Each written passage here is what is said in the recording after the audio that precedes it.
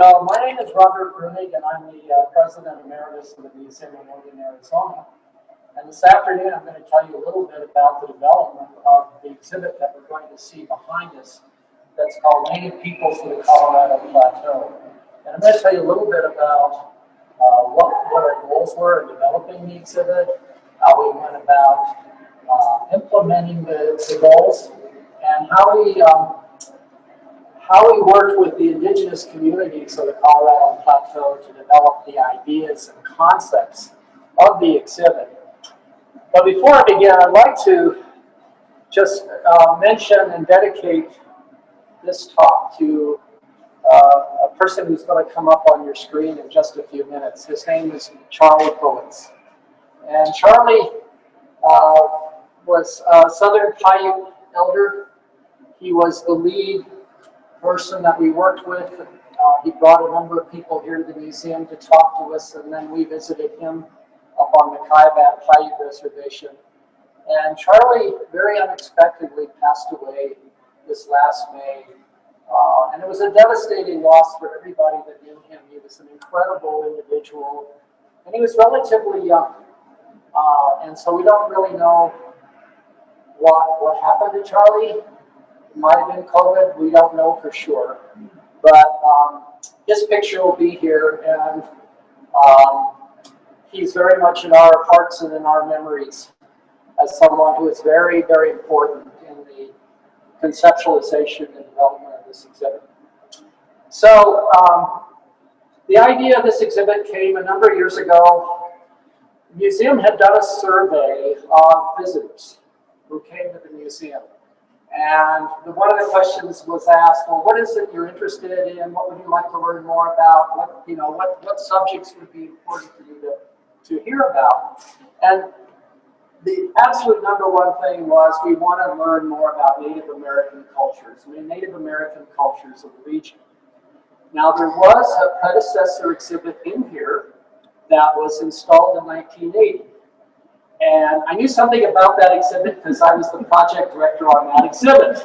But it had been modified and changed, and frankly, it was a little out of date and kind of worn. And I often described it as the weak link here at the museum. It just didn't do the job. So we wanted to do a new exhibit that covered the indigenous cultures of the Colorado Plateau, and we wanted it to be comprehensive. We wanted to cover all of the different cultures. And most important, we wanted the tribes that were involved in the exhibit to tell their own stories. This would be their exhibit.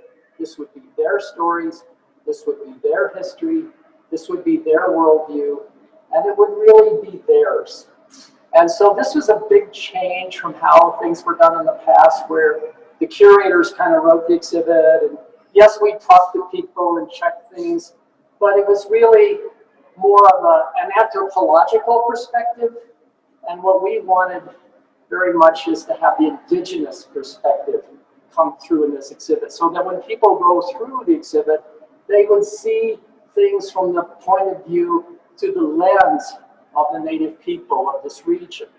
And so that was our goal, is to be comprehensive, to give voice to the tribal communities, to help them tell their own stories.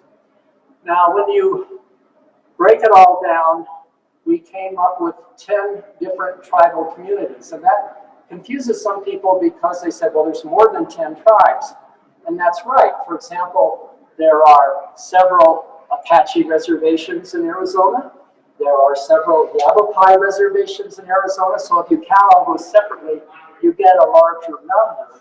But what we were trying to do here was to consolidate and tell a unified story from these different tribal perspectives.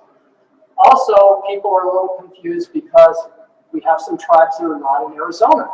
But of course, state lines are irrelevant when it comes to thinking about indigenous cultures and their traditional cultural territories.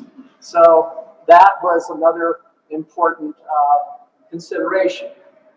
So we, with those goals in mind, we started interacting with different tribal communities, and people said, well, how did you know who to work with? How did you pick the people to work with. And normally, a tribe has an office or a division or something like that that's called a cultural preservation office or historical preservation office, something of that sort.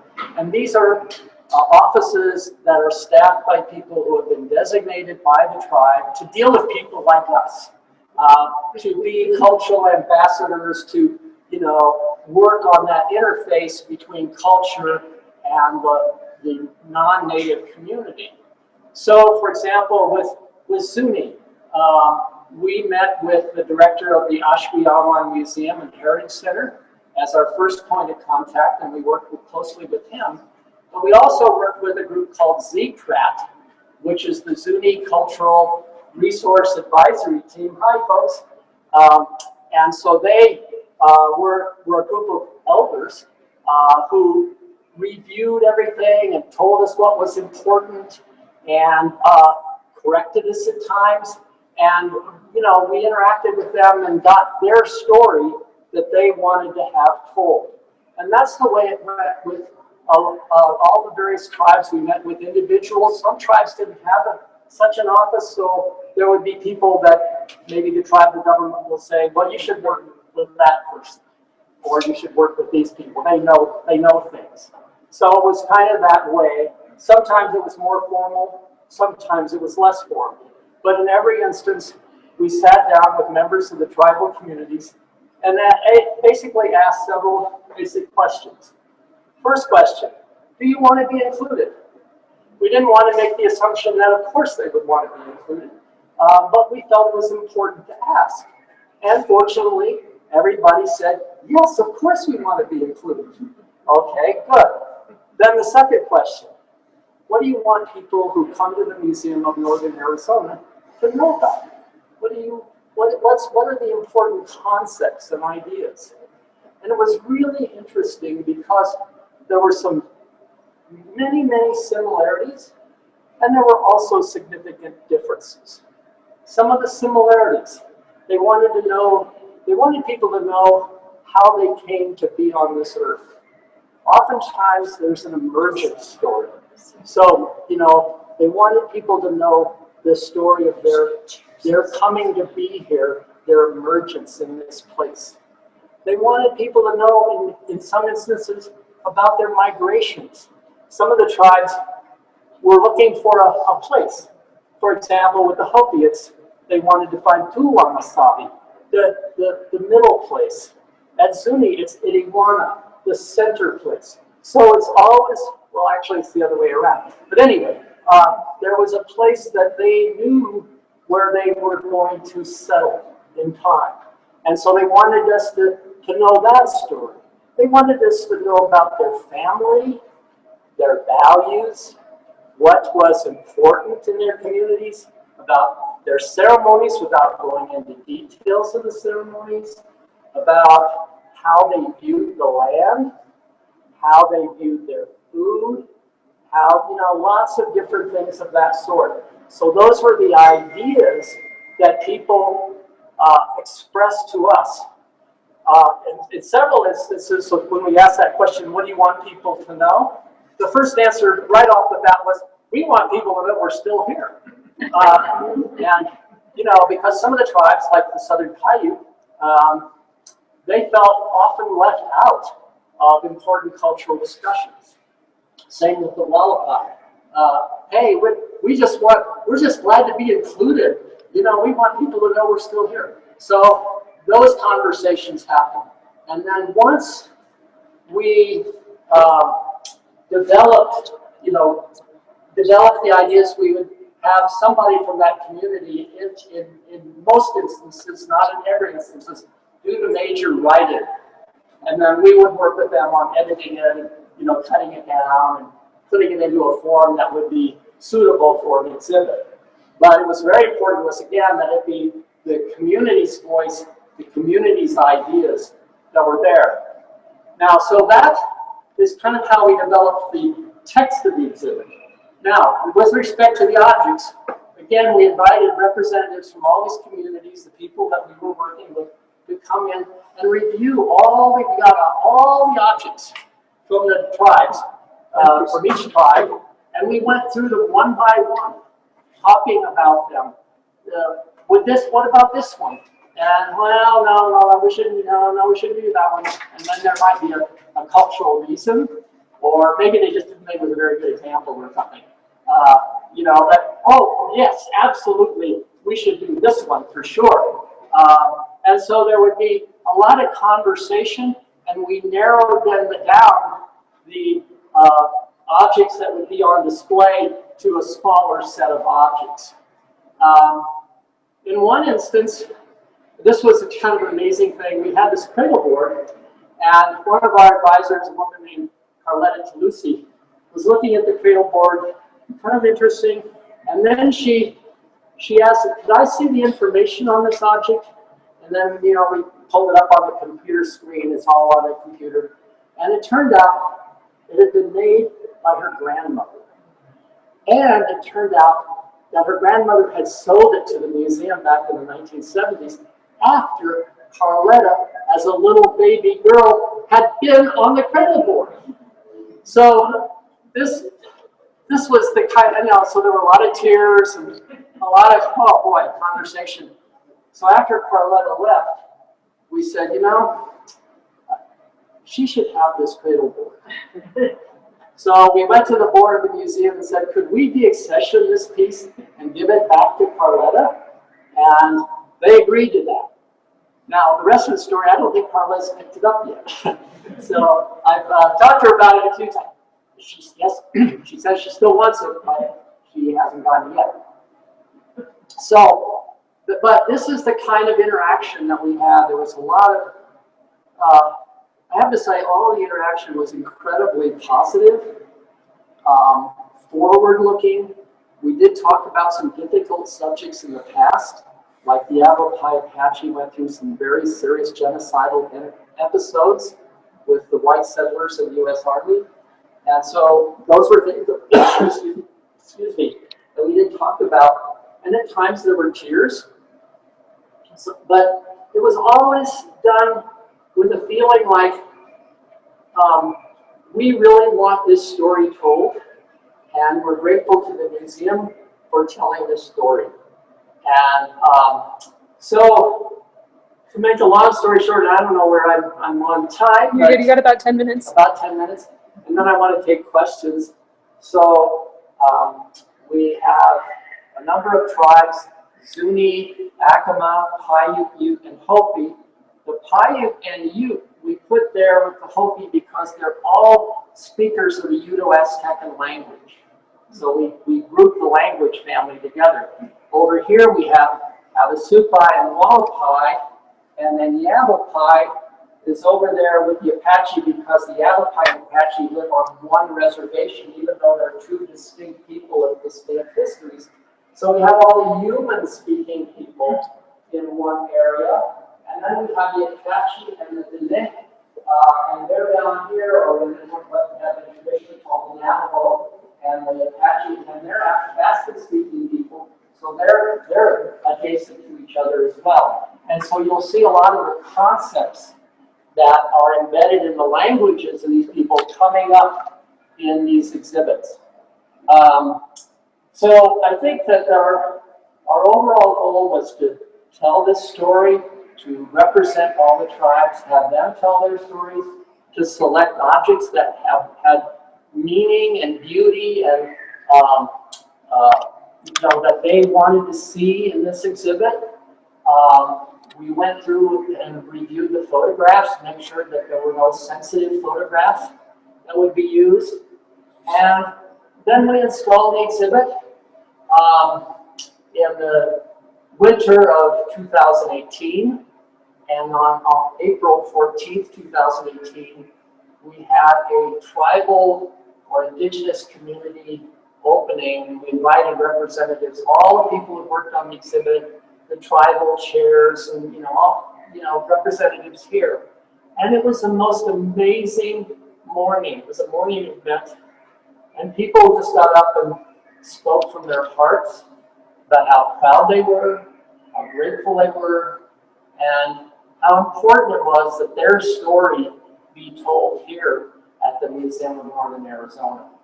And so that's kind of how all this came about. And there's a whole lot more to it, but I think I'll stop here and just take questions that you might have, the things I passed over and things I missed. So, yes? So I know that you're collecting objects and trying to collect the history and the storytelling and that sort of thing. Did you happen to have any meals with some of these folks where they prepare the meals? I know Acma, the Acmas are known for their bread. I think Cindy has some more. Well, I didn't mention it, but food is, as you, I gather you're from one of the indigenous communities. Yes, yeah. You're Indian? Okay. So food, Robert finished. So food is very important, and sharing of food is very important. So oftentimes when we go into tribal communities, there will be a meal involved, and always when people come here, we serve food. We would have a meal, and so that is a part of the cross-cultural exchange. And I didn't mention the center section, which is designed to bring it's built around topics rather than different communities. And there's a whole section there on food and things related to food. So you'll see a stew bowl or a ladle and things of that sort that communicate the importance of food within all of these communities. Does that answer your question? Yes. Okay, very good. Any other questions? How long was this process? Oh gosh. Well, from kind of the kernel in our mind that we needed to do this, I would say it was around 2010 or 11. And then we had to get some money. So we applied to the National Endowment for the Humanities, and we applied to the Pulliam Trust in Phoenix and some other granting organizations, and got a pile of money together. And then, so that took time, because you got to write the grant, you got to submit it, you got to wait for it to go through all the cycle and all that stuff. But in the meantime, we were starting to have these consultations and these interactions with people from the various communities. And it was a slow process. Sometimes it took a while to get a meeting scheduled. And so, there's a lot of back and forth. But I have to say, as I said earlier, it was all extremely positive. And I have to say it was joyous. I remember leaving one Zoom meeting and saying to my colleague, Kelly Hayes Gilpin, who was working with me on this, and I just said, I just feel joy. We would end up in these meetings just laughing and teasing each other, and you know about teasing in Native cultures, and so it was just a joyful experience. And that kind of goes against what a lot of the maybe stereotypes people have, But I think it was really good. So, yes. Are all of these objects going to be here permanently, or can you change them in and No, out? it was really important. One of the deficits with the previous exhibit that was opened in 1980 is that the objects that were installed in 1980 were still there. And so people would come to the museum and say, I've been there, done that, I've seen that. So we deliberately set this up so it could be easily changed, and that we would rotate objects, because some objects, they don't like to be in this kind of environment for too long. So we set it up to change, and some things I've been looking around, I can see some things have already been changed out. These graphic panels can be very easily changed, so we can update the information very quickly and easily. So it's supposed to be dynamic. Yeah. We got one online question for you, Breunig. What is the biggest difference between the original install that you were also instrumental in and the new install? Oh, well, for one thing, we didn't include all the tribes that we have here. We didn't have Paiute. We didn't have, I guess we did have Zuni. We didn't have Yakama. So it was more comprehensive. And as I mentioned, the most important difference, other than the fact that it looks very different and it's much more modern and much more up to date, is that the voice of the communities really were central to the development of this exhibit. The earlier exhibit, I will confess, I wrote the text. And you know, it wasn't bad. I didn't get anybody to say it was terrible, but it was a Bellingham anthropologist, you know, rather than somebody from the community. So this is the major difference. So I see in some of the cases here, there's computer screens. Yes. So what are the things that are going through on those computer screens? What are we seeing there? So for every tribe, there's a video screen, and we thought we would like to show just really cool historic photographs. So mostly, and this is not absolutely across the board, but mostly if you see it black and white, it's historic. And if you see it in color, then it's a contemporary photograph.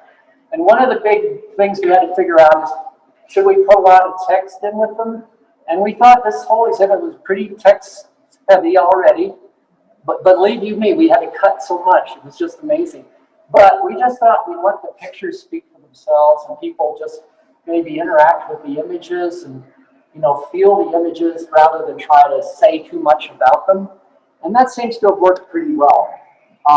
So I encourage you to go through, and some of these run for a number of minutes, but I encourage you to go through and just watch the pictures come around. They're really interesting and they tell you a lot in and of themselves. This might be an impossible question, but do you have a favorite piece in this exhibit? Oh, no. You know the answer to that. The answer is that's like asking if you have a favorite child. No, you know, or favorite grandchild. No, you can't say that. There are many, many pieces here that I really love. And I mean, they're just so beautiful. And this is the thing that is sort of implicit if you don't read any labels, you don't read anything, you just look at it, you see all the beauty here, and you say, these are the products of really beautiful people and beautiful cultures. And that's really important. How about what's the oldest object? Well, everything here is either was created in the 19th or 20th century. There's nothing that goes way, way back in time. That room has older material. I think maybe one of these Breunig water jars is among the oldest. But some of those Apache baskets, or Yavapai baskets, or the Hansi baskets are pretty old too. So now there's a really cool thing. There's a photograph in here. It'll come up. It's a black and white, and it shows some Havasupai people in front of one of their summer dwellings. And there's a conical basket on the ground in front of the dwelling. And I swear it's that basket. So, and that was the 1890s. So, you know, I mean, it just looks exactly the same. It could be a different basket, but I like to think it's the same basket. So, you know, no way to really know for sure. So, I don't know. Does that answer your question? Yeah. Any other questions? Are some of the same pieces from people that we had objects in the old exhibit? So some of the same people, artists? Some of the same people, but I don't think we repeated any objects from the old exhibit. So they're back in storage. Someday they could be rotated in.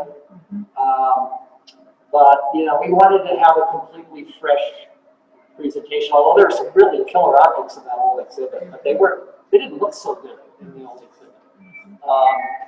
The light was not good. One of the things we did is we installed these skylights. Before that, there were fluorescent lights in where these wells are now. It's a deadly awful kind of light. And this is a kind of glass called sage glass, and you can see it's kind of blue. That light actually changes in intensity as the intensity of the sun goes up, and it filters out all of the ultraviolet light. So there's no ultraviolet light getting into these objects, and this glass also filters out ultraviolet. So we've got double protection of the objects built right into the exhibit. How many objects are in the exhibit? Well, I knew at one time, Amelia, I want to say probably 400 or 500, something in that order. I knew the exact number about 2 or 3 years ago. That's one of the things that's gone out of my brain. Okay. Thank you very much for listening, and come see us.